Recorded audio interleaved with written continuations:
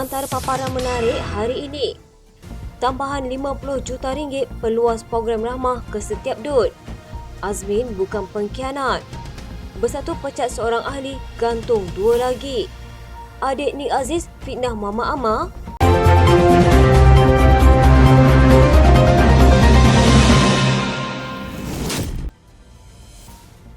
Datuk Seri Anwar Ibrahim mengumumkan peruntukan tambahan RM50 juta untuk memperluaskan inisiatif rahmah ke semua kawasan Dewan Undangan Negeri di seluruh negara. Perdana Menteri berkata pihaknya mahu inisiatif di bawah Kementerian Perdagangan Dalam Negeri dan Kos Sara Hidup itu diperluaskan berdasarkan kejayaan awal program itu yang menunjukkan hasil memberangsangkan. Katanya program rahmah yang menyentuh secara langsung golongan berpendapatan rendah dilihat antara elemen penting dan utama dalam usaha kerajaan untuk menoktarkan miskin tegar tahun ini. Katanya kerana kejayaan awalnya kementerian ada mengusulkan supaya kalau boleh kita perluaskan program rahmah di setiap kawasan DUN di negara ini supaya semua dapat mengecap kemudahan itu. Tentunya ia mengambil kos yang lebih, saya akan pastikan untuk menyegerakan pelaksanaan ini secara berperingkat dan kita luluskan tambahan RM50 juta untuk ini. Kita lakukan ini kerana ia menyentuh secara langsung golongan berpendapatan rendah. Tak ada makna bicara soal rahmah. Tidak ada makna bicara soal perjuangan. Tidak erti bicara soal kasih sayang, ihsan dan prihatin kalau soal makanan mereka. Golongan berpendapatan rendah tidak terjamin. Awal tahun ini, KPDM mengumumkan pelaksanaan program payung rahmah yang merangkumi 4 elemen utama iaitu bakul rahmah, kafe rahmah, jualan murah rahmah dan barangan rahmah yang mana semuanya bertujuan untuk meringankan beban golongan B40 yang berdepan peningkatan kos sara hidup. Mengulas lanjut, Perdana Menteri yakin sasaran untuk menoktarkan kemiskinan tegar pada tahun ini tidak mustahil memandangkan Malaysia memiliki sumber yang banyak selain dibantu sikap prihatin dan kasih sayang dalam kalangan elit profesional dan ahli perniagaan di negara ini. Katanya, mungkin kita fikir boleh hidup dengan selesa, kemudian ada keluarga di Sarawak, Kelantan, Kedah atau di pinggir bandar Kuala Lumpur tak ada wang untuk beli susu anak, tidak cukup wang untuk beli uniform sekolah untuk anak. Ini tidak harus berlaku di Malaysia tercinta. Menu rahmah yang diperkenalkan KPDM mendapat sambutan amat menggalakkan dalam kalangan golongan yang memerlukan. Katanya sekarang ini kejayaan bila dikurangkan harga 50 hingga 15% melalui menu rahmah dalam sejam atau 2 jam habis. Sambutan baik diterima terutamanya bagi miskin bandar dan beberapa kawasan luar bandar. Jadi saya minta diperluaskan untuk setiap dud. Walaupun skala kecil, tapi kita sasarkan yang betul-betul miskin. Tapi kos RM50 juta itu khusus untuk jualan rahmah. Satu sistem baharu pembekalan elektrik luar bandar menggunakan tenaga solar yang dilengkapi bateri untuk kenderaan elektrik EV yang akan dilaksanakan di Sabah dan Sarawak. Timbalan Perdana Menteri Datuk Seri Dr. Ahmad Zahid Hamidi berkata, sistem menggunakan teknologi baharu itu akan menggantikan sistem tenaga solar yang digunakan sebelum ini di kawasan luar bandar kedua-dua negeri. Beliau mengakui bateri adalah masalah utama sistem tenaga solar sebelum ini, termasuk pergantungan kepada hanya satu pembekal untuk penukaran bahan itu menyebabkan ia tidak praktikal. Katanya pemasangan panel solar di Sabah dan Sarawak sudah dilakukan lebih 1 dekad lalu. Tetapi oleh kerana sistem penukaran bateri diberikan satu pihak sedangkan kawasan Sabah dan Sarawak ini terlalu luas, maka ianya tidak praktikal dan mengambil masa dan akhirnya kawasan yang menggunakan tenaga solar mengalami kegelapan lebih lama. Oleh itu, satu sistem baharu perlu diwujudkan untuk kaedah menggantikan bateri ini dengan bateri baharu sebagaimana bateri EV. Ahmad Zaid yang juga Menteri Kemajuan Desa dan Wilayah berkata, teknologi baru tenaga solar untuk luar bandar Sabah dan Sarawak bakal membawa perubahan dalam pembekalan elektrik menerusi program bekalan elektrik luar bandar. Malah beliau berkata bateri EV yang akan digunakan dalam sistem baharu tenaga solar itu mempunyai jangka hayat lebih lama dengan pembekal bateri untuk sistem tenaga solar yang akan dilaksanakan akan ditambah dan diletakkan di beberapa kawasan berbanding hanya satu yang digunakan sebelum ini.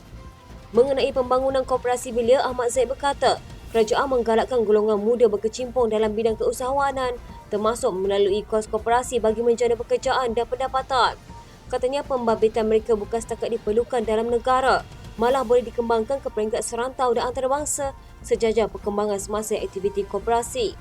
Katanya gerakan koperasi walaupun sudah lama di Malaysia, tetapi kita mesti berada selangkah ke hadapan berbanding negara lain sejajar hasrat Perdana Menteri menjadikan negara ini sebagai harimau ekonomi di rantau ini.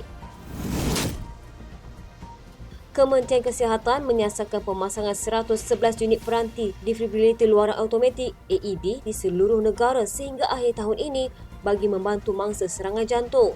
Menteri Kesihatan Dr. Zaliha Mustafa berkata, Setakat ini sebanyak 73 unit AED selaku peranti yang dapat menganalisis denyutan jantung serta memberi nasihat kepada penyelamat sama arus untuk menyampaikan arus kejutan kepada mangsa sudah dipasang termasuk di pusat beli belah, stesen pengangkutan awam, sekolah, tempat ibadat dan pejabat kerajaan.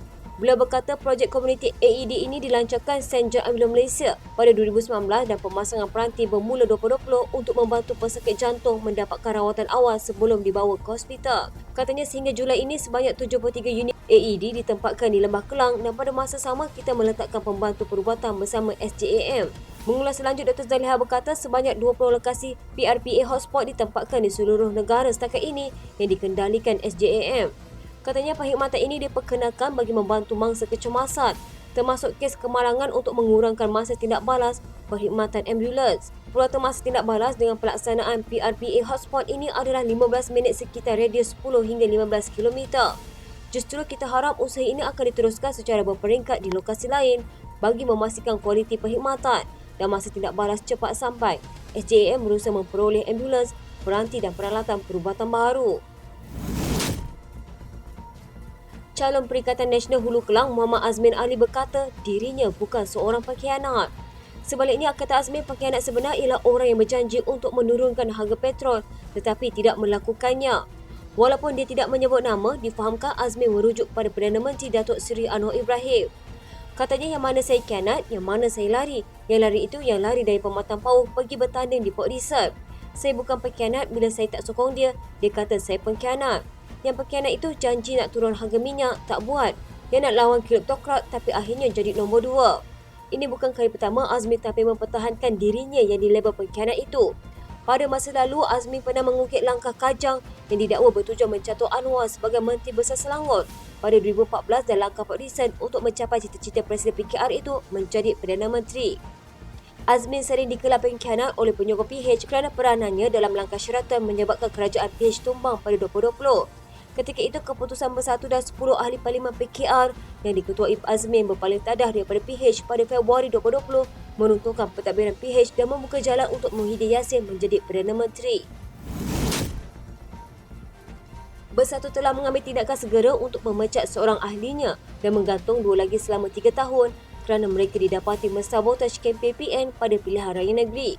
Tindakan terhadap 3 individu itu dikaitkan dengan pelaporan pemberontakan dalaman terhadap calon PN Batang Kali Muhammad Mohamed Harith. Setiausaha Agung Bersatu Hamzah Zainuddin berkata, keputusan tersebut dicapai oleh Majlis Tertinggi Bersatu semasa mesyuaratnya yang diadakan di Ibu Pejabat Parti itu di Kuala Lumpur. Katanya, Bersatu menzahirkan komitmen tertinggi untuk memastikan gerak kerja parti dalam menghadapi pilihan raya umum negeri ke-15 di 6 negeri beserta pilihan raya kecil Kuala Terengganu yang berlangsung serentak pada 12 Ogos 2023 nanti bergantung di tahap paling maksimum bagi menjamin kemenangan Perikatan Nasional. Sehubungan itu, Bersatu menegaskan bahawa mana-mana ahli Bersatu yang tidak mendapat kebenaran parti tetapi bertindak melanggar disiplin parti dengan bertanding, menjadi pencadang atau menyokong kepada mana-mana parti lain atau calon bebas, keahlian yang berhenti serta-merta mengikut fasa 10.2.4 Perlembagaan Bersatu. Pagi tadi, Muhammad Mohamed menyeru anggota Bersatu untuk bersatu dan meletakkan kepentingan parti di atas segalanya. Kenyataan Hamzah tidak merujuk kepada ketiga-tiga individu tersebut atau alasan tindakan yang diambil terhadap mereka. Dalam gabungan PN, PAS juga sebelum ini mengeluarkan amaran yang sama kepada semua ahlinya supaya akur dengan keputusan pucuk pimpinan mengenai calon atau berisiko dikenakan tindakan. Naib Presiden PAS Muhammad Ahmad Abdul mendakwa dirinya menjadi mangsa fitnah adik kepada bekas Menteri Besar Kelantan berhubung ketiadaan nama Nik Muhammad Abdul Nik Aziz sebagai calon pilihan raya negeri Kelantan bagi Dun Cepaka. Mengulas kenyataan Nik Din Nikmat, jelasnya nama bekas anggota Parlimen Bacok itu sedari awal lagi tidak tersenarai sebagai calon kerusi berkenaan. Katanya itu fitnah bila mengatakan saya ada menghalang sedangkan dia Nik Din tidak terbabit dalam mesyuarat pimpinan parti selain tiada jawatan dalam parti. Saya tidak tahu dari mana sumbernya yang mendapat maklumat sedemikian termasuk menyentuh surat daripada Presiden PAS Abdul Hadi Awang. Semalam, Nik Din yang merupakan adik kepada Aurayaham Nik Abdul Aziz Nikmat mendedahkan Muhammad Ahmad adalah punca menyebabkan Nik Abdul tidak dicalonkan pada PRN kali ini. Nik Din turut mendedahkan nama anak saudaranya itu pada awalnya disenaraikan sebagai calon namun dihalang Muhammad Ahmad dan menyatakan Abdul Hadi sudah menghantar surat meminta PAS Kelantan menyenaraikan nama Nik Abdul. Dakwanya tindakan itu dibuat kerana Muhammad Ahmad yang juga calon Dun Pancur tidak mahu keluarga Nik Abdul Aziz bertapak di kawasan Pekalan Cepa. Dakwaan itu dibuat menerusi satu rakaman video berdurasi 2 minit 33 saat yang tular di WhatsApp sejak petang semalam. Sementara itu, Mama Amar yang juga Timbalan Menteri Besar Sementara Kelantan berkata, isu berkenaan sudah selesai selepas Nik Abdul sendiri dan Timbalan Presiden PAS Tuan Ibrahim Tuan Man sudah memberi penjelasan. Katanya Tuan Ibrahim sebelum ini sudah jawab Nik Muhammad Abdul tidak mahu bertanding dan Nik Abdul sendiri juga menyatakan tidak berhasrat dan tiada masalah tidak bertanding kerana mahu menguruskan sekolah agama peninggalan ayahnya. Jadi mengapa orang lain yang perlu membuat tuduhan dan sibuk? Bagi saya perkara itu tidak betul. Rentetan isu tersebut, Mama Amar bagaimanapun yakin ia tidak menjejaskan sokongan pengundi di Don Cepaka dan Pancur. Katanya, saya tidak berhasrat untuk mengambil sebarang tindakan kerana merasakan dia tidak mendapat maklumat yang betul. Fokus kita adalah menang dalam PRN. Bagi saya, isu seperti ini biasalah terutamanya ketika PRN dan kita perlu hadaplah. Namun saya yakin pengundi pun bijaksana kerana kita sokong PAS bukan sokong individu. Sekian berita terkini di TV pada hari ini. Jangan lupa follow Facebook dan YouTube di Dalam TV. Dapatkan info terkini di Facebook serta YouTube di TV.